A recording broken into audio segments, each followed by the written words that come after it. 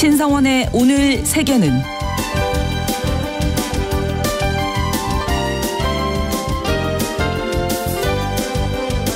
안녕하십니까. 아나운서 신성원입니다. 2024년 갑진년 새해 첫날 새로운 프로그램으로 인사드리겠습니다. 앞으로 월요일부터 금요일까지 매일 오전 11시 5분 신성원의 오늘 세계는 이 프로그램을 통해서 국제사회의 다양한 소식들 전해드리겠습니다. 지금 이 시간에도 전 세계적으로 벌어지고 있는 다양한 일들은 우리나라는 물론이고요. 우리 일상에도 크고 작은 영향을 미치게 되죠. 벌써 2년 가까이 이어지고 있는 러시아 우크라이나 전쟁을 비롯해서 작년에 시작된 이스라엘 하마스 전쟁까지 이 두 개의 전쟁은 그 대표적인 사례라고 할 수 있을 텐데요. 특히 올해는 대만을 비롯해서 미국까지 50곳이 넘는 국가에서 이 선거를 앞두고 있어서 그 어느 때보다 국제적인 사안에 대한 감각을 기르는 것이 필요합니다. 저희도 이런 요구에 맞춰서 국제사회 소식 빠르고 알기 쉽게 전할 수 있도록 노력하겠습니다.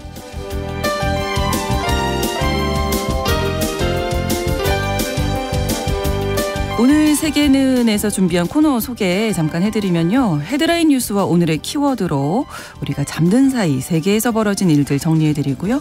또 KBS 통신원을 연결하는 통신원 취재수첩 코너를 통해서 지구촌 현지의 소식도 전해드립니다. 그리고 국제문제 전문가들과 함께하는 글로벌 이슈가 준비되어 있는데요. 시의성 있는 국제 뉴스를 심층적으로 분석해보는 시간도 갖겠습니다. 오늘은 1월 1일 첫 시간인 만큼 세계 각국의 통신원을 연결해 볼 텐데요. 아직 2023년 새밑을 보내고 있는 곳 그리고 우리보다 먼저 새해를 맞은 곳의 연말연시 분위기 살펴봅니다. 그리고 글로벌 이슈에서는 2024년 국제정세를 전망해보는 시간도 갖도록 하겠습니다. 2024년 1월 1일 월요일 신성원의 오늘 세계는 첫 방송 시작하겠습니다.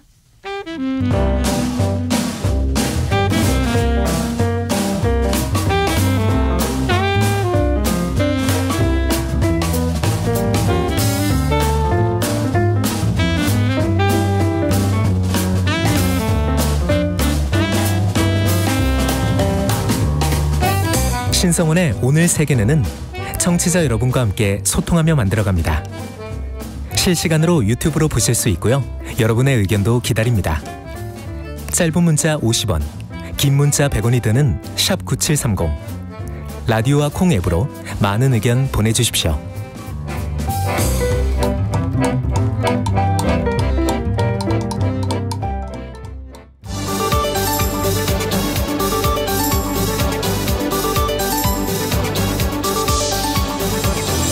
오늘 세계는 헤드라인 뉴스. KBS 1라디오 신성원의 오늘 세계는 오늘의 헤드라인 뉴스로 시작하겠습니다. 이 시간 함께해 주실 외신캐스터 조윤주 씨와 인사 나누겠습니다. 새해 복 많이 받으십시오. 새해 복 많이 받으십시오. 네, 작년에 이어 올해도 그렇습니다. 저희가 월요일에 항상 일주일에 한 번씩 뵀었는데 다른 네. 프로그램 통해서 이렇게 만나니까 더 반갑네요. 더 자주 뵐 수 있을 것 같아요. 그리고 사실 이제 지난번 프로에서는 한 가지 사안에 대해서 굉장히 좀 깊이 있게 얘기를 했었는데 또 밤사이 들어온 뉴스가 굉장히 많거든요. 요즘에 국제 뉴스가 엄청나게 그래서 많이 발생하죠. 밤사이 들어온 뉴스들을 좀 쉽고 네. 좀 재밌게 좀 정리를 해가지고 네. 가져오도록 하겠습니다. 기대하겠습니다. 네. 자, 2024년 새해가 밝았는데요. 세계 각국에서 또 새해 맞이 행사가 열렸겠죠? 네, 맞습니다. 2024년 새해 태양이 가장 먼저 떠오른 곳이 뉴질랜드와 호주인데요. 그렇죠. 네. 레이저 조명 애니메이션 쇼 포함해서 불꽃놀이가 있었습니다.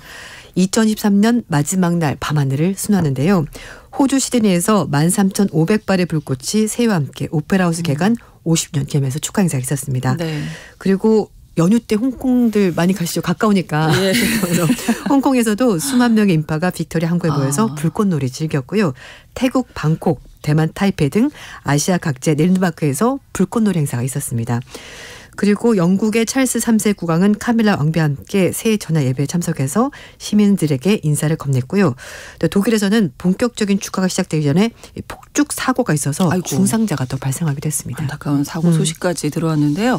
새해가 되면 또 각국 정상들의 신년사도 발표가 됩니다. 네. 특별히 북한의 김정은 위원장의 발언에 외신들이 주목했다고요. 그렇습니다. 지금 이제 시차가 있기 때문에 네. 유럽이나 미국은 아직 나오지 않았고요. 그렇죠. 네, 김정은 위원장이 북한은 더 이상 통일을 추구하지 않을 것이고 2024년부터 세계 위성을 추가로 발사하겠다고 말한 것 미국 CNN 방송이 전했습니다. 김 위원장이 12월 30일 있었던 노동당 전체 회의에서 남북한 관계를 동족 관계가 아니라 적대적인 두 국가로 규정했고요. 네. 그러면서 통일은 성사될 수가 없다 이런 얘기를 한 겁니다. 김 위원장은 전쟁 중에 있는 두 교전국 관계로 완전히 교착된 거라고 남북관계를 규정했습니다.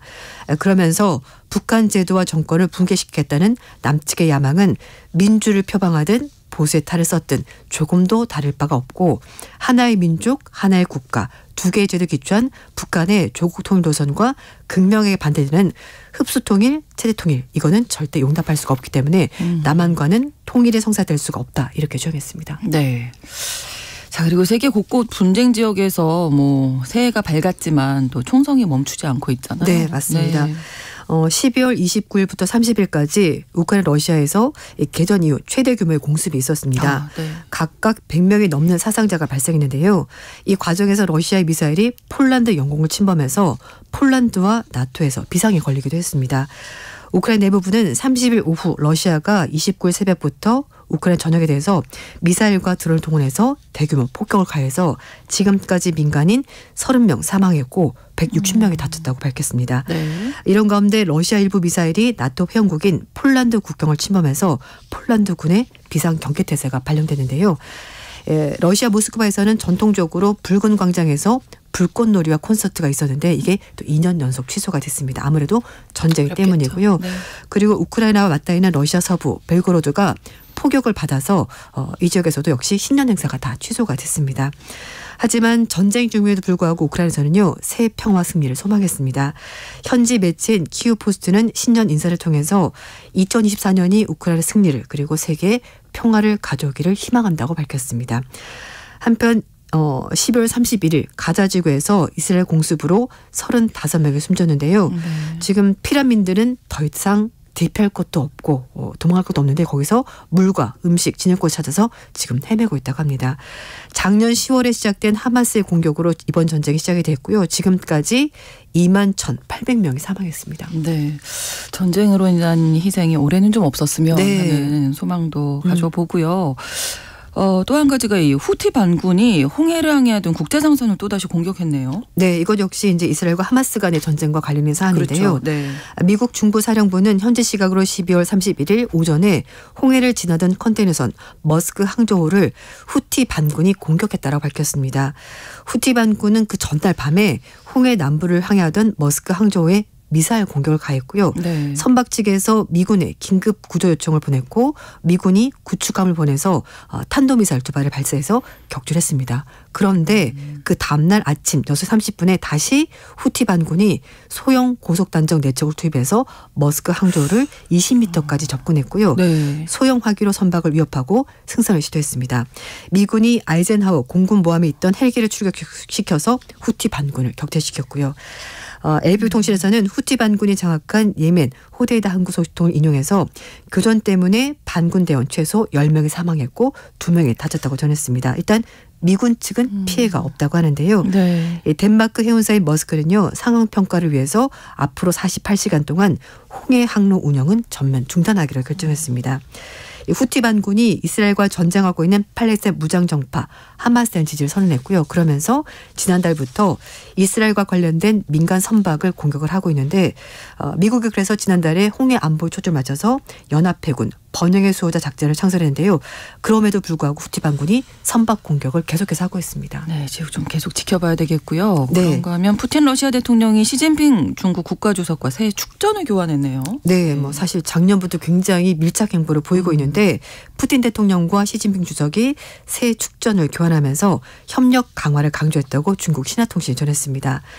시 주석이 31일 축전에서 2023년은 100년 만에 격변을 맞이한 그런 해였고 국제 정세에서 중국과 러시아 관계가 건강하고 안정적으로 잘 발전했다면서 정확한 방향으로 점진적으로 나아가고 있다고 평가했습니다. 네. 그리고 공동의 지도 아래 양국의 정치적 상호 신뢰는 더 깊어졌고 전략적 협조는 더 긴밀해졌다고 평가했습니다.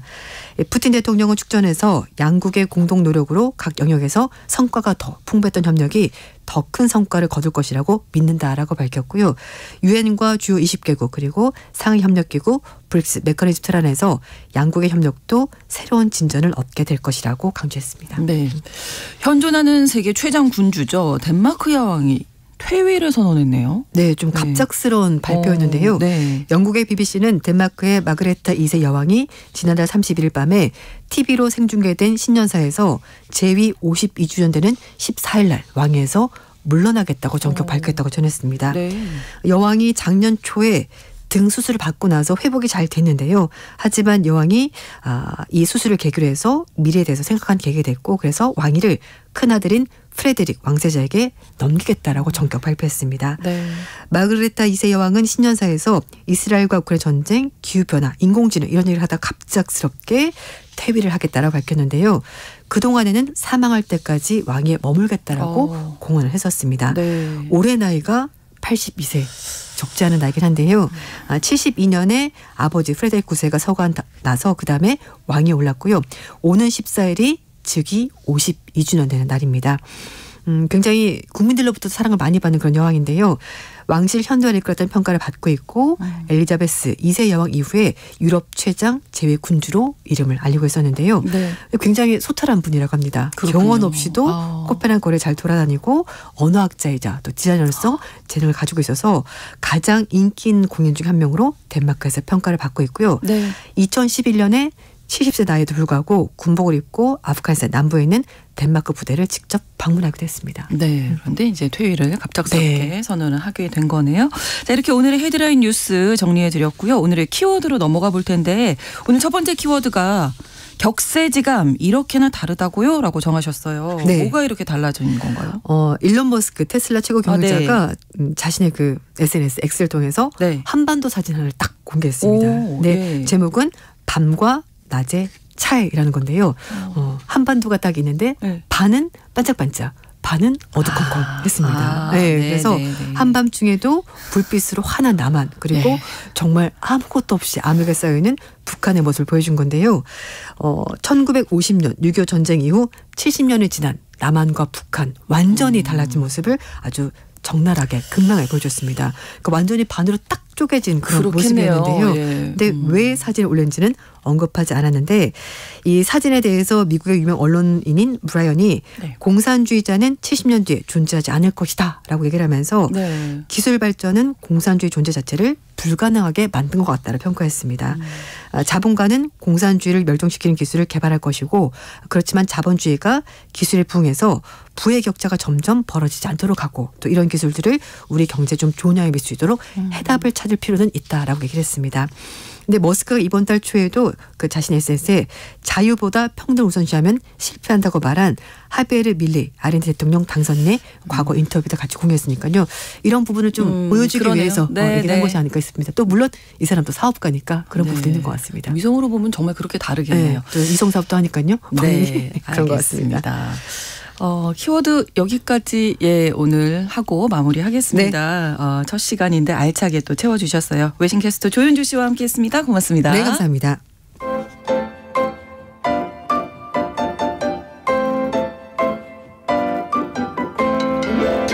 통신원 취재 수첩.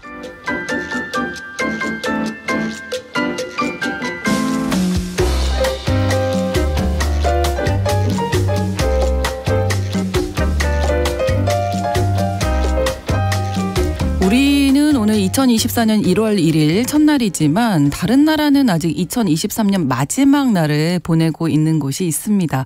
그중에서 남아메리카의 칠레 그리고 미국 로스앤젤레스 연결해서 새해를 기다리고 있는 현지 분위기 어떤지 들어보도록 하겠습니다. 먼저 칠레 산티아고의 김정화 통신원 만나보겠습니다. 안녕하세요. 네, 안녕하세요. 칠레 산티아고에서 인사드립니다. 네, 새해 복 많이 받으세요. 네, 새해 복 많이 받으세요. 네. 누에보. 네. 네. 스페인어 하신 거죠? 예, 감사합니다. 네. 예, 칠레 남반구라서 아직 새해 시작 안 된 걸로 알고 있는데요. 지금 몇 시인가요?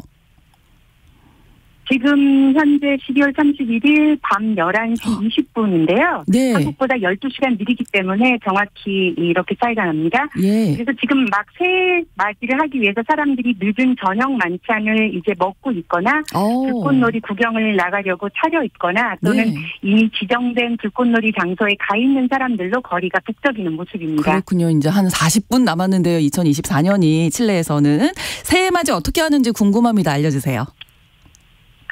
네, 자정이 되기 10초 전부터 19, 8, 7 이렇게 다 함께 소리를 크게 내면서 네. 역 카운트다운을 하면서 자정이 막 되어서 새해가 시작되는 순간 스페인어로 새해 인사 펠리스 아뇨 누에보라고 말을 하면서 서로 포옹을 하고 샴페인을 터뜨리면서 새해를 맞이합니다. 네. 12월 31일 밤 오늘 밤에는 칠레 와인을 곁들여서 칠레식 숯불구이 아사도를 곁들여서 먹습니다. 아사도 맛있다고 들었어요. 행운을 불러오게 하는 네 행운을 불러오게 하는 강한 믿음 내지 마법을 스페인어로는 까발라라고 하는데요. 네. 칠레에서는 이렇게 새해에 행운이 넘치기를 바라는 마음에서 여러 형태로 까발라를 실천하는 사람들이 많습니다. 먼저 렌틸콩으로 된 죽을 먹으면서 새해를 맞이하는 사람들이 많은데요. 이것은 렌틸콩이 풍요와 부를 상징하기 때문입니다. 네. 또 포도 12알을 먹으면서 12개의 소원을 빌기도 합니다. 마트에서 포도가 빨리 품절이 되기 때문에 서둘러서 미리 준비하는 분위기입니다. 네. 또 새해가 막 시작되는 시간에는 긴 짐가방을 들고 계단을 오르락 내리락 하기도 하고 바퀴 달린 짐가방을 끌면서 동네를 한 바퀴 돌기도 합니다. 이렇게 하면 한 해 동안에 여러 나라를 여행할 수 있다는 믿음 때문입니다. 네. 또한 노란 속옷을 입으면 행운과 경제적인 풍요를 가져온다는 믿음 때문에 예. 노란색 속옷을 입고 새해를 맞이하는 사람들이 많은데요. 특히 이것은 장년층과 노년층 사이에서 이 현상이 더 두드러지는 것 같습니다. 네. 그 이외에도 빨간색 속옷은 사랑을 찾게 해주고 검은색은 권력을 또 파란색은 성공을 의미하는 등 색깔에 대한 여러 가지 해석을 다양하게 하면서 네. 속옷 색깔 토론이 해마다 벌어지기도 합니다. 네. 또한 막 새해가 시작되는 시간에 신발 안에 지폐를 넣어 놓으면 그 지폐가 한 해 동안에 몇 배로 늘어난다는 믿음 때문에 이 의식을 또 실천하는 사람들도 있습니다. 올해 꼭 결혼을 하고 싶은 사람들이 있다면 샴페인잔 안에 금반지를 넣어두고 그 기운을 받아서 샴페인을 마시기도 합니다. 이런 여러 형태의 까발라는 모두 밝고 풍요로운 새해를 맞이하고 싶은 칠레인들의 마음을 표현하는 것으로 해석할 수 있겠습니다. 네, 소망을 기원하는 다양하고 재미있는 모습 소개해 주셨는데 특히 칠레에서 불꽃놀이를 아주 큰 규모로 하는 곳이 있다고요. 분위기 어떨지 궁금하네요. 네, 칠레 수도 산티아고에서 자동차로 90분 정도 걸리고 북서쪽으로 120km 떨어진 발파라이소라는 항구 도시가 있는데요. 네. 칠레에서 세 번째로 큰 도시입니다. 낙원으로 가는 길이라는 아주 시적인 의미를 가지고 있는 이 발파라이소에서 열리는 불꽃놀이 규모를 보면 네. 18분 동안 이루어지는데 무려 9,000개의 폭약이 사용되고 36,000발의 폭죽이 터뜨려집니다. 밤하늘 바다 한가운데서 이렇게 화려한 음악에 맞추어서 리듬을 타면서 춤을 추듯이 불꽃이 터뜨려지는 광경은 숨이 멎을 정도로 아름답습니다. 그렇군요. 무엇을 상상하든 그 이상의 것을 보여주는 이 불꽃놀이를 보기 위해서 해마다 구경하러 오는 국내외 인파로 밀리고 있는데요. 코로나19 기간 동안에는 중단되었다가 올해는 약 80만 명의 사람들이 모일 전망입니다. 네. 칠레 해군에서는 이렇게 이미 해상 상태 안전 점검을 마친 상태고요. 시민 안전을 위해서 발파라이소 관할구와 발파라이소 항만 경찰 소속의 경찰들과 세계 해상부대에 속한 그 대원들이 육지와 바다에서 안전 유지에 힘쓸 예정입니다. 네. 3일 전에는 3부 동안에 걸쳐서 불꽃놀이 리허설도 무사히 마쳤다는 소식입니다. 네. 또 수많은 인파 통제를 위해서 이동식 화장실 100개를 이미 투입한 상태이고 숙박업소는 미리 시간을 충분히 두고 예약을 해야 확보가 가능한데요. 민박 등의 임시 숙박 형태도 마련되고 있습니다. 세계에서 제일 긴 나라 칠레는 이렇게 발파라이소뿐만이 아니라 북쪽에서 남쪽까지 각 지방마다 다채로운 불꽃놀이가 펼쳐집니다. 네. 칠레는 1년에 법정 휴가가 3주간인데요. 네. 12월부터 2월까지가 여름이라서 연말연시 기간에 맞춰서 휴가를 내서 바닷가나 외국에서 새해를 맞이하는 사람들도 많습니다. 네, 언젠가 한번 이 칠레 발파라이소의 불꽃놀이 꼭 한번 보고 싶습니다. 네, 이색적인. 꼭 한번 놀러 오세요. 네네, 칠레의 새해맞이 풍수 소개해 주셨습니다. 감사합니다.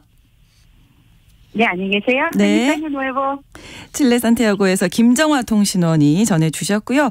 이번에는 미국 로스앤젤레스로 가보겠습니다. 김미애 통신원 안녕하세요.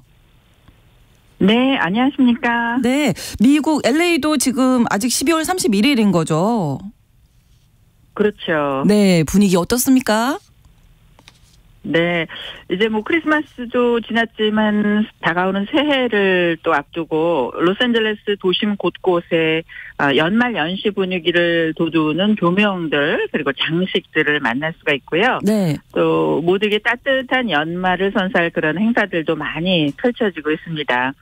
우선 그 LA 다운타운에 있는 그랜드 파크는 매년 마지막 날이죠. 이 31일에 수많은 사람들과 방문객이 찾아와서 함께 새해를 맞이하는 장소로 이제는 전통적으로 자리를 잡고 있는데요. 네. 이곳에서 각종 뭐 푸드 트럭에서 다양한 음식도 즐기고 그리고 LA시 청사에서 펼쳐지는 3D 미디어 아트 또 환상적인 불꽃놀이를 감상하면서 새해를 맞는 그런 사람들이 많습니다.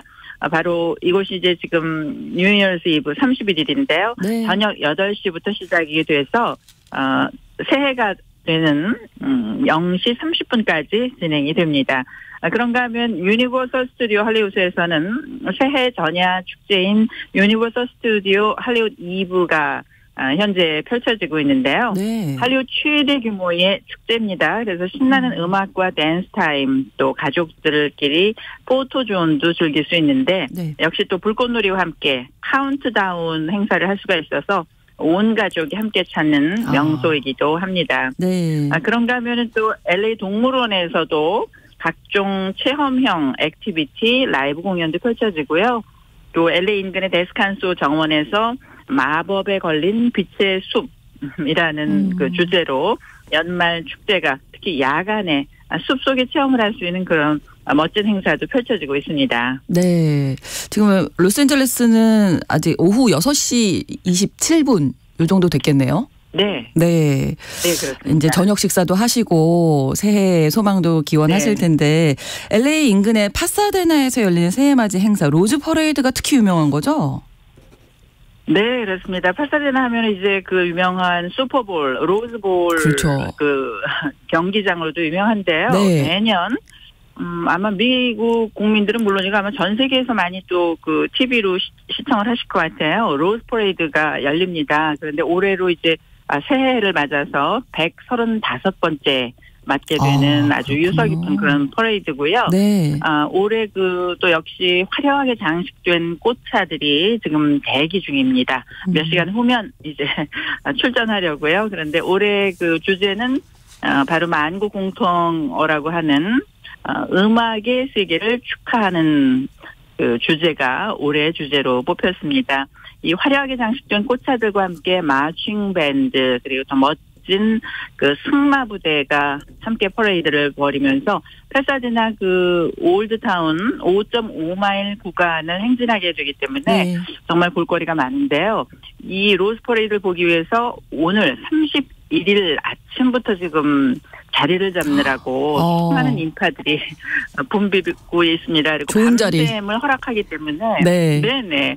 그래서 이제 캠핑을 하는 가족들도 있고요. 또 전 세계에서 오는 분들이 상당히 많은 것으로 알고 있습니다. 네. 그런가 하면은 이쪽 남가주 지역은 로즈 퍼레이드가 유명하지만 지금 현재 뉴욕 맨해튼 타임스퀘어에서는 볼드랍 행사가 펼쳐지고 유명하죠. 있거든요. 네, 네. 네, 그래서 카운트다운과 함께 이 타임스퀘어 광장 현장에서 또 관람하기가 좀 상당히 어렵기 때문에 주위에 맞아요. 그 식당이나 숙소 같은 데서 미리 또 예약을 하는 그런 사람들도 많이 보이고요. 네. 잘 보이는 명당인 곳들은 가격도 비싸고 예약도 상당히 예. 힘들다고 하는데 제가 찾아보니까 이 볼드랍 패스가 제일 최저 가격이 199불부터 시작을 하네요. 그렇군요. 그래서 예. 역시 네, 이 볼드랍 행사도 좋은 자리에서 보려고 하루 네. 전부터 와서 맞아요. 자리를 잡는 사람들로 지금 붐비고 있습니다. 오늘 인파가 몰리는 만큼 안전에 특히 신경 써야 될 것 같습니다. 오늘 소식 전해주셔서 고맙습니다. 감사합니다. 네. 그리고 예, 새해 복 로스앤젤레스. 많이 받으세요. 네, 새해 복 많이 받으세요. 로스앤젤레스 김미회 통신원이었습니다. 11시 30분부터 일부 지역에서 해당 지역 방송 보내드리겠습니다.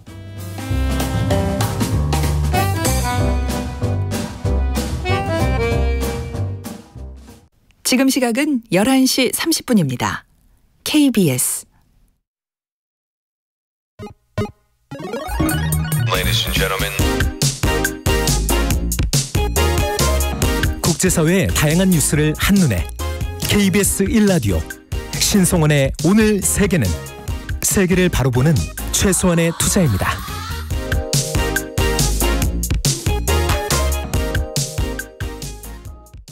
Penny Lane, there is a barber showing photographs of every head he's had the pleasure to know, and all the people that come and go, stop and say hello. On the corner is a banker with a motor car, the little children laugh at him behind his back, and the banker never wears a mask in the pouring rain. Very strange. Penny Lane is in my ears and in my eyes. There beneath the blue suburban skies, I sit and beam while back in Penny Lane there is a fireman with an hourglass, and in his pocket is a portrait of the Queen. He likes to keep his fire engine clean. It's a clean machine.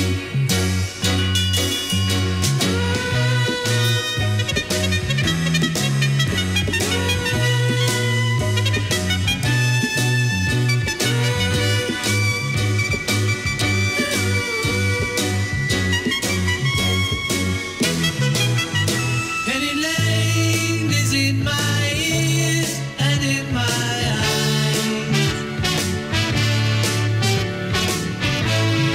For a fish and finger pies in summer.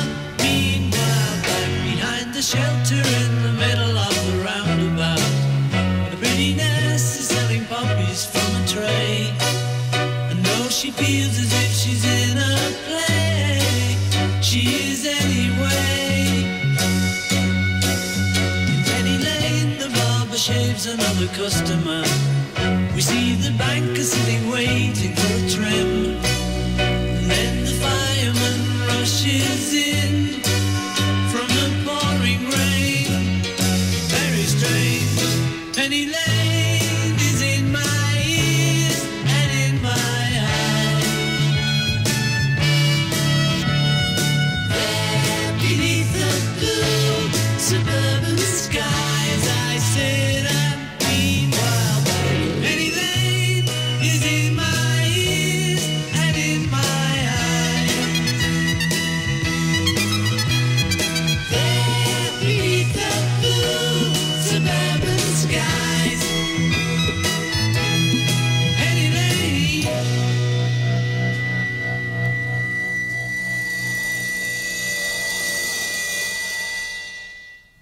신성원의 오늘 세계는 2부 비틀즈의 페니 레인으로 문을 열었습니다. 앞서서 세계각국의 새해맞이 풍경 칠레 로스앤젤레스 통신원 연결해서 들어봤는데요.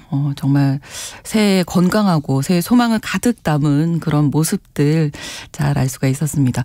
앞서서 저희가 조옥형님께서 지금 또 남겨주셨는데요. 첫 방송 방문이네요. 2024년 갑진년 청룡의 해에 제작진 여러분 새해 복 많이 받으세요. 이렇게 남겨주셨습니다.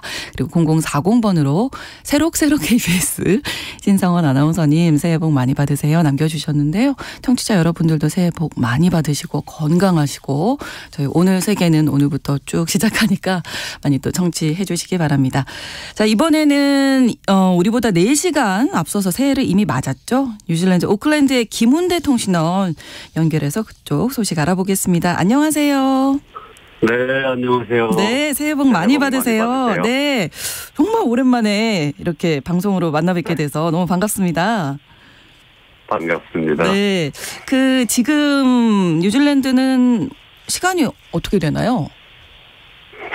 오후 3시 34분 40초 지나고 있습니다. 그렇군요. 새해 첫날 모습 어땠는지 소개해 주십시오. 네. 아시겠지만 뉴질랜드는 세계에서 가장 해가 먼저 뜨는 나라입니다. 네. 그래서 이 첫 해돋이를 보기 위해서 해외에서도 뉴질랜드를 찾아오는 사람이 많이 있습니다. 그런데 지난 사흘 동안은 강한 비바람 때문에 많은 연말연시 행사가 취소되기도 하고 또 행사가 엉망이 되기도 했습니다. 네. 2023년 작년은 비로 시작해서 비로 끝났습니다. 그런데 오늘 2024년 첫날 네. 지금은 아주 화창한 여름 날씨입니다. 네. 오클랜드의 경우는 낮 최고가 25도, 아침 최저는 15도 정도입니다. 네. 뉴질랜드 사람들은 12월 24일 크리스마스 이브부터 2, 3주 동안은 대부분 직장인들이 휴가를 떠나기 때문에 시가지는 텅텅 비어 있습니다. 정식 휴일은 12월 25일, 26일 그리고 1월 1일, 2일이지만 개점 휴업 상태라고 할 수 있습니다. 많은 사람들은 산으로 바다로 그리고 겨울을 맛보고 싶은 사람들은 북반구로 여행을 떠나기도 합니다. 네. 오늘 새벽 0시에는 오클랜드 스카이타워를 비롯해서 여러 곳에서 새해맞이 불꽃놀이도 진행됐습니다마는 지난 12월 29, 30, 31일 이렇게 사흘 동안 계획됐던 세계적인 음악 축제는 비바람으로 엉망이 되어버렸습니다. 네. 앞으로 날씨는 좋을 것으로 기상예보가 나와 있고요. 기온도 28도, 29도까지 올라갈 것으로 예상돼서 네. 전형적인 여름 날씨가 될 것으로 보입니다. 그러니까요. 이게 한여름의 새해를 맞는 기분, 뭐 크리스마스도 그렇고요. 어떨까 또 궁금한데요. 지난 한 해 동안 뉴질랜드에서 어떤 일이 있었는지 주요 뉴스 좀 간추려 주십시오. 네, 가장 기억에 남는 것이 뭐니 해도 기록적인 폭우 소식입니다. 그렇군요. 작년 1월과 2월 그리고 5월에는 뉴질랜드 특히 북섬에 많은 비가 내려서 인명과 재산 피해가 컸습니다.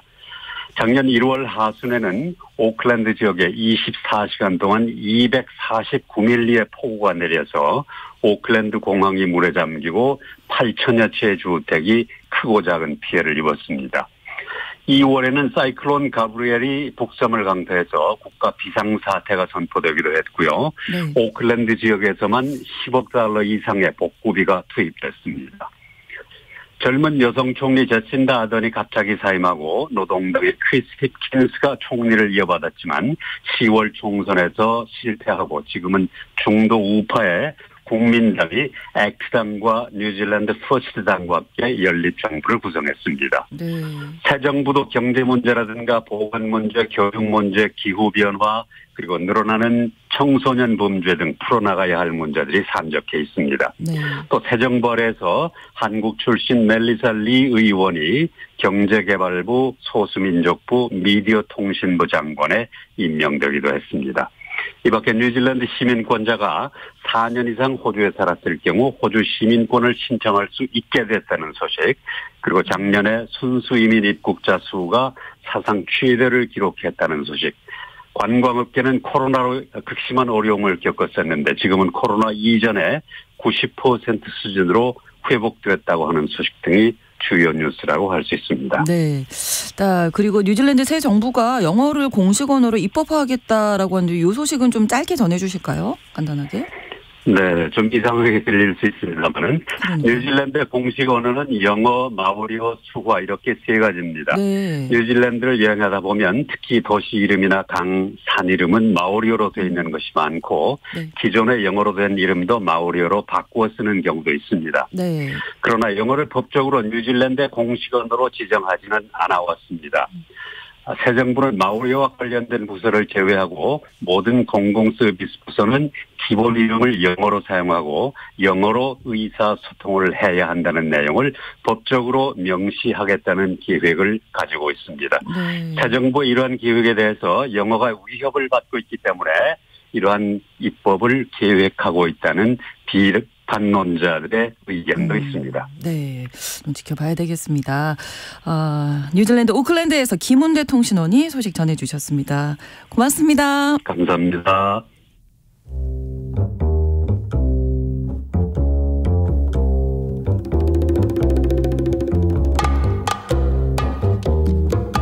세계를 알면 우리가 보입니다. KBS 1라디오 신성원의 오늘 세계는 글로벌 배송으로 빠르게 찾아갑니다.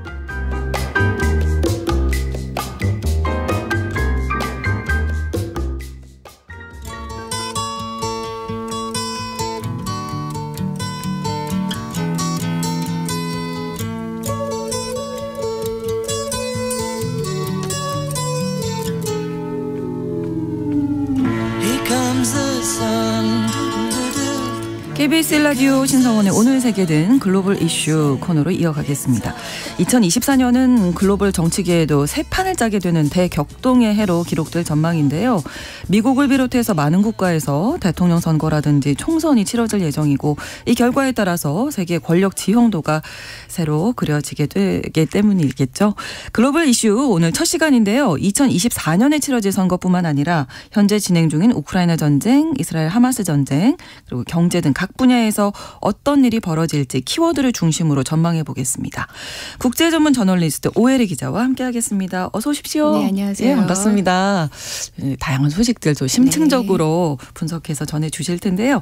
자, 오늘 첫 번째 키워드가 이제 선거 올림픽이라고 하셨어요. 올해 정말 선거가 많더라고요. 예, 앞서 50여 개국이라고 말씀하셨잖아요. 네. 근데 전국 단위 선거만 한 40-50개가 되고요. 그다음에 이제 주정부라든지 지방 선거까지 다 합치면 70여 개국이 넘는다고 합니다. 네. 제가 정말 오랫동안 외신을 봐왔는데 뭐 해마다 많은 선거가 열리긴 하지만 이번처럼 이렇게 많은 선거가 큰 선거가 많은 해는 정말 이례적인 것 같아요. 그렇군요. 또 인구로 봐도 뭐 세계 10위권 국가들 중에서 뭐 한 8개국 정도에서 선거가 치러지게 되는데 네. 단순히 선거가 많다는 점뿐만 아니라 굉장히 정치적으로 의미를 갖고 있는 주목해봐야 할 선거가 한 해에 집중적으로 몰려 있다는 게 이례적이고 또 네. 관심사라고 보여집니다. 그래서 뭐 외신들은 앞서 말씀하신 대로 선거 올림픽, 뭐 선거 축제 이렇게 하고 민주주의가 굉장히 항배가 결정될 수 있는 어떤 민주주의 슈퍼볼 이런 단어들을 써가지고 표현을 하고 있습니다. 오혜리 기자님도 올 한 해 매우 바쁘실 예정이시고요. 네, 그래서 그렇습니다. 50여 개국을 저희가 뭐 다 살펴볼 수는 없을 테고 예. 대륙별로 주요 선거들을 좀 정리해 주시죠. 먼저 아시아권 좀 살펴볼게요. 네. 아시아권에서는 뭐 얼마 남지 않았습니다. 1월 13일에 아까도 말씀하셨지만 대만 총통 선거가 있습니다. 그리고 4, 5월에는 세계 최대 인구 때문에 이제 세계 최대 민주주의 국가라고 불리죠. 네. 인도에서 총선이 치러집니다. 미주 지역에서는 이제 6월 2일에 새로운 멕시코 대통령을 뽑는 대통령 선거가 열리고요. 네. 뭐 전세가 가장 주목하는 미국 대선이 11월 5일에 있죠. 네. 유럽에도 선거가 주요 선거들이 있습니다. 네. 일단은 3월 15일부터 17일까지 러시아 대통령 선거가 치러지고요. 6월 6일부터 9일까지는 유럽연합에서 27개국 대표들을 보내서 의회를 구성하는 유럽연합 의회 선거가 있습니다. 네. 27개 국가에서 동시에 치러질 예정입니다. 그리고 영국의 또 조기 총선 가능성도 있는데 이건 한 10월에서 11월 정도로 예상이 됩니다. 중동 지역을 가보면은 3월 1일에 이란 총선이 있습니다. 네. 이란은 지금 뭐 이스라엘 하마스 전쟁 때문에 굉장히 중동 지역에서 이제 키를 가지고 있는 중요하죠. 국가 중에 네. 하나이고 더군다나 이제 이란 내부적으로도 보면은 뭐 히잡 착용 반대 시위서부터 시작해서 꾸준히 반정부 시위가 있었기 때문에 이번 총선을 통해서 민심이 어떻게 나타날 것인지를 주목해 봐야 될 것 같습니다. 네. 사실 그 러시아와 지금 전쟁 상황 중인 우크라이나에서도 당초는 올해 대통령 선거가 예정돼 있었다고요? 예, 올해는 3월 31일입니다. 아, 그래서 뭐 우크라이나하고 러시아에서 다 이제 그러네요. 선거가 있을 거다라고 했는데 러시아 선거는 뭐 예정대로 치러지지만 우크라이나에는 이제 전쟁 때문에 지금 국가 비상사태가 계엄령이 지금 발효되어 있는데 모든 각급 선거가 중단된 상태입니다. 네. 그래서 뭐 이 선거는 지금 치러지지는 않을 것으로 보여집니다. 그렇습니다. 예. 이런 많은 선거들 중에서 우리가 특별히 좀 지켜봐야 할 주목할 만한 선거 이야기해 주시죠. 아무래도 약 보름 뒤에 치러질 대만 총통 선거이겠죠. 네. 그리고 11월 미국 대통령 선거도 뭐 가장 중요한 선거가 될 테이고요. 네. 또 뭐 6월에 치러지는 그 유럽연합 의회 선거 같은 경우에는 뭐 유럽은 우리나라 좀 거리가 멀다 느끼실 수도 있지만 최근 전 세계적으로 극우 열풍이 굉장히 심합니다. 그런데 이제 지금 현재도 극우 또는 우파 계열의 정당들이 아주 약진할 것으로 예상이 되는데 유럽연합의회가 주로 경제적인 문제라든지 관세라든지 또는 뭐 이민자 문제 이런 것들 다 결정해서 각 회원국들이 시행하도록 되어 있기 때문에 이 선거 결과가 사실 뭐 우리 현지에 진출하는 우리나라에서도 우리나라 기업에도 굉장히 많은 영향을 미칠 가능성이 있습니다. 대만 총통 선거 먼저 살펴보면은 대만 총통 선거 지금 집권당이 민진당, 민주진보당이죠. 라이칭도 후보하고 친중 제1야당 국민당의 우이 후보가 경쟁을 하고 있습니다. 당초에는 이 두 정당의 대표들이 오차 범위 내에서 초접전 양상이었는데 지금은 선거일이 다가오면서 점점점 표차가 벌어져서 지금 집권당 후보가 약 11%포인트 차로 앞서가고 있습니다. 그렇기 때문에 현재 상황으로 봐서는 이제 민진당 정부가 다시 재집권 가능성이 높기는 한데 지금 제3당인 후보가 캐스팅 보트로 지고 있습니다. 또 어떻게 될지 모르겠네요. 그래서 이 민중당의 커완조 후보인데 지금 아직 날짜가 정해져 있기 때문에 그리고 또 지난 8년의 민진당 정권을 좀 바꿔보자 이런 국민들의 열망이 좀 상당히 높은 편이라고 해요. 그래서 이 야당권에서 다시 한번 이제 후보 단일화를 할 가능성이 있어서 이게 최대 변수로 보여집니다. 특히 이제 대만 선거는 미국과 중국의 뭐 대리전이다라고 불리고 있잖아요. 그리고 또 우리는 뭐 한반도 정세에도 영향을 미칠 수가 있고 해서 여러 가지 아시아 또는 전 세계 이 정세에 매우 그 결과가 분기점이 될 것으로 보여집니다. 네, 가장 궁금한 미국 대선 결과를 뭐 지금 예상을 해보는 게 가능할까요? 미국 대선 일정은 사실 1월 15일에 펼쳐진 아이오와주의 공화당 경선으로부터 이제 시작이 됩니다. 바로 시작이네요. 뭐 거의 뭐 한 6개월 이상 이 경선을 통해서 이제 결정이 되고 3월 정도쯤 되면은 이제 슈퍼 화요일이라고 해서 여러 주에서 동시에 이제 민주당하고 공화당의 경선이 이어집니다. 그러면 이제 결국에는 뭐 양당의 경선 후보가 결정이 되는데 이미 뭐 공화당 쪽에서는 뭐 트럼프가 뭐 기정사실화되어 있고 더구나 집권당인 민주당에서는 뭐 지금 현 대통령 바이든이 뭐 정해진 상태이죠. 네, 이게 지금 2020년에 맞붙었던 이 두 사람이 리턴 매치를 하기 때문에 이제 관심사인데 바이든 대통령 현재 지금 시점으로 보면 트럼프에다가 밀릴 는 건 뭐 당연한 거고 지금 심지어 공화당의 제2위 후보인 뭐 니키 헤일리 후보하고 경선 후보하고도 맞붙었을 때는 또 밀린다 이런 거기 때문에 뭐 또 현직 대통령으로는 최악의 지지율이라고 하죠.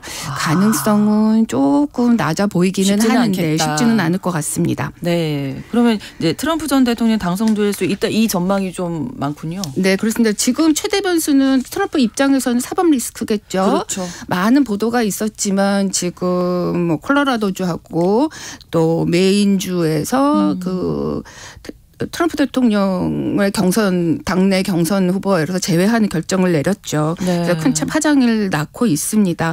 그래서 이제 지금 연방 대법원에서 어떤 이 문제를 어떻게 결정해 줄 것인가가 달려 있는데 뭐 트럼프는 이 문제뿐만 아니라 이미 지난해 8월에 그 2020년 대선 결과를 바꾸려고 하는 이 과정에 개입했다라 그래가지고 지금 또 이 문제도 항소법안에 이제 뭐 아직도 지금 최종 판단이 안 나온 상태입니다. 이런 사법 리스크를 어떻게 극복하느냐에 따라서 트럼프가 당선 가능성은 가장 중요한 변수가 될 것 같기도 한데요. 뭐 지금으로서는 결과를 좀 알기가 좀 예측해 보기가 쉽지가 않고요. 연방 대법원까지 지금 가 있는 상황에서 연방 대법원 사실 좀 보수 성향이 큽니다. 아. 6대3으로 보수 성향의 법관이 있고 그중에 3명은 트럼프 전 대통령이 자신의 임기 때 직접 임명한 사람이기 때문에 트럼프 쪽으로 조금 유리한 결과가 나올 가능성도 배제할 수 없을 것 같습니다. 네, 아무래도 올 한 해 주요 이슈가 되지 않을까 네. 싶습니다. 자, 두 번째 키워드는 우크라이나 전쟁인데요. 오늘 2월 24일이 전쟁 발발 만 2년이 되는 날인데 네. 지금 상황은 어떻습니까? 냉정하게 말해서 지금 우크라이나 쪽에서 지금 불리한 상황이고 않죠. 네. 전쟁이 길어질수록 러시아가 계속 버티고 있기 때문에 지금 소모전 양상으로 갈 가능성이 매우 높아지고 있는데 네. 러시아가 뭐 승리할 가능성도 사실 배제할 수 없다라고 하는 전망도 지금 나오고 있죠. 네. 우크라이나 내부 상황을 봐도 좀 쉽지가 않습니다. 우크라이나 내부에서 뭐 전쟁의 이제 피해도 크고 이렇게 길어지면서 젤렌스키 대통령의 지지율이 계속 떨어지고 있고 네. 뭐 대선까지 미뤄지면서 일각에서는 젤렌스키 정부가 독재화되고 있다는 발언도 나온 거 보니까 전쟁의 초기 단계하고는 굉장히 분위기가 달라진 상태인데 미국 등 서방의 지원, 획기적인 지원이 더 이루어진다든지 전황의 뭐 어떤 획기적인 개선이 이루어지기 전까지는 젤렌스키 대통령은 올 한 해 굉장히 힘든 한 해를 맞이하겠다라고 보여집니다. 네, 참 쉽지 않겠습니다. 네. 우크라이나 입장에서는. 세 번째 키워드는 역시 전쟁입니다. 이스라엘 하마스 전쟁인데요. 어떻게 전망하실까요? 이 전쟁은 또 우크라이나 전쟁하고 조금 더 달라요. 양상이 다른 것 같아요. 우크라이나 전쟁은 아직 그 결과가 어떻게 될지 휴전을 하기는 하겠지만 지금 그걸 어떻게 결정될지는 예측하기가 좀 쉽지가 않은데 그 뒤에 이제 미국도 굉장히 버티고 그렇죠. 있고요. 네. 근데 이스라엘 하마스 전쟁은 좀 다른 것 같습니다. 이미 뭐 이스라엘의 예상대로 뭐 완승으로 지금 마무리가 되고 있죠. 지금 뭐 이제 휴전 또는 이게 종전 선언으로 가게 될 때 가장 지금 변수는 이 하마스를 제거한 다음에 이스라엘이 하마스가 없는 가자 지구를 어떻게 통치할 것인가라는 이 시스템을 그렇죠. 구축하는 데 따라서 국제사회의 지원을 받느냐 안 받느냐가 결정이 될 텐데 네. 지금 미국 등 국제사회는 팔레스타인 자치정부 지금 요르단강 서안을 지배하고 있는 이 팔레스타인 자치정부가 이 가자지구까지 이제 통치하는 걸 선호하고 있지만 네. 이스라엘은 자기네가 이제 전쟁을 끝내고 나서는 모든 통치권과 모든 치안권을 그렇겠죠. 갖겠다라고 해서 지금 아주 강경한 입장을 치고서 이 문제가 마크 외교 채널에서 정리되면은 이제 휴전이나 종전으로 가게 될 것 같습니다. 네, 뭐 확정 가능성에 대한 얘기도 있고. 예, 확정 가능성 있죠. 좀 앞서도 말씀드렸지만 홍해 지역에서 후티 반군이 계속하고 네. 있고 이란도 뒤에서 버티고 있긴 한데 저는 사실 확정 가능성은 뭐 그런 위기 국면까지 조성되긴 하겠지만 네. 쉽지는 않을 것으로 보여집니다. 그러지 않기를 바라고요. 네. 예. 네 번째 키워드가 신냉전 체제라고 하셨어요. 예, 신냉전 체제는 앞서 저희가 이야기한 이것들이 모든 게 다 네. 그거에 따라서 결정이 되겠죠. 네. 선거 결과에서 만약 뭐 트럼프가 다시 또 뭐 재집권하게 된다든지 뭐 이렇게 하면 이제 더 국제 상황이 조금 더 힘든 국면으로 갈 텐데 뭐 우크라이나 전쟁 또 이스라엘 하마스 전쟁도 영향이 있습니다. 이미 지난해부터 서방 대 친러로 대비하는 이 뭐 반서방 이게 대결 구도가 굉장히 악화됐잖아요. 네. 그리고 이 와중에 이제 한미일 대 뭐 북중러의 구도도 지금 또 더욱더 뚜렷화되고 있고요. 네. 특히 최근에 북한이 러시아하고 중국하고 더욱더 밀착하면서 이걸 계기로 해서 핵 무장을 또 고도하려고 하는 여러 가지 움직임을 하고 있죠. 네. 이런 추세는 뭐 지난해에 이어서 올해도 더욱 노골화될 것으로 보입니다. 네. 또 푸틴 대통령이 좀 더 변수인데 푸틴 대통령은 뭐 당연히 당선이 되겠죠. 그리고 뭐 선거를 치를 필요도 없이 뭐 선거 자체가 대관식이다라는 표현이 나오고 있고 뭐 더욱 장기 집권으로 가게 되는데 뭐 지난해 김정은 북한 국방위원장이 러시아를 방문해도 푸틴하고 아주 돈독한 걸 과시했잖아요. 선거가 끝나고 나면은 올해 중에 아마 답방 형식으로 북한을 직접 방문할 가능성을 배제할 수 없는데 이렇게 되면은 더욱 북한과 러시아의 긴밀한 관계가 노골화되는 한 해가 되지 않을까 생각합니다. 그렇습니다. 자, 마지막으로 5번째 키워드는 이제 경제 분야 네. 주셨어요. 네, 경기 침체, 불확실성과 네. 금리. 예, 많은 뭐 뉴스 들으셨을 겁니다. 네. IMF가 올해 경제 성장률을 지난해보다도 조금 낮춰서 2.9%를 전망했습니다. 이거는 아직 이제 경기 침체가 밑바닥은 아니고 작년보다 조금 더 낮아지는 국면이 될 수 있다라고 하는 걸 보여주는 것 같아요. 네. 우리나라도 그렇지만 각국이 아직도 여전히 인플레이션율이 그렇죠. 높습니다. 이와 관련해서 이제 가장 주목받는 거는 금리 변화일 텐데 네. 지금 미국 연방준비제도의 금리 인하 가능성이 굉장히 시장에서 기대치가 높습니다. 이것 때문에 지난해 연말에 뭐 산타 랠리도 각국에서 이렇게 증시에서 이제 펼쳐졌는데 이 전망이 맞을지는 지금 좀 두고 봐야 될 것 같아요. 시장에서는 굉장히 기대치가 높지만 일각에서는 아직은 연방준비제도가 그렇게 생각보다는 빨리 금리를 낮출 것 같지는 않다라고 하는 말이 나오고 있습니다. 네. 시장은 아마 3월을 기대하는 것 같아요. 네. 그런데 아무리 빨라도 올해 중반기 또는 좀 더 늦어지면 올 하반기까지도 예상을 하고 있는데 예상보다도 이렇게 금리 인하 속도가 느려지게 된다면 국제 경제에 미치는 영향도 또 부정적인 파장도 상당할 것으로 예상합니다. 글로벌 이슈 오늘은 키워드로 2024년 국제사회 전망해봤습니다. 국제 전문 저널리스트 오혜리 기자와 함께했습니다. 고맙습니다. 네, 감사합니다. 오늘 새해 첫날 진행해드린 첫 방송 보내드렸고요. 내일은 더 알찬 소식으로 채워서 오겠습니다. 끝곡으로 제이미 컬럼의 What a Difference a Day Made 보내드리면서 인사드리겠습니다. 내일 오전 11시 5분에 다시 오겠습니다. 고맙습니다.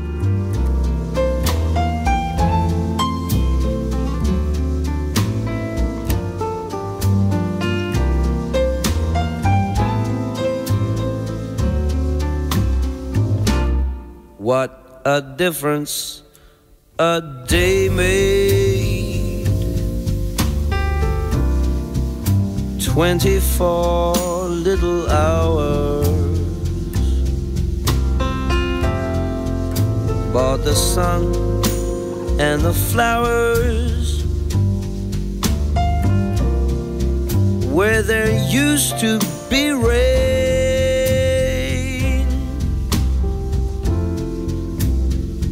My yesterday was blue day.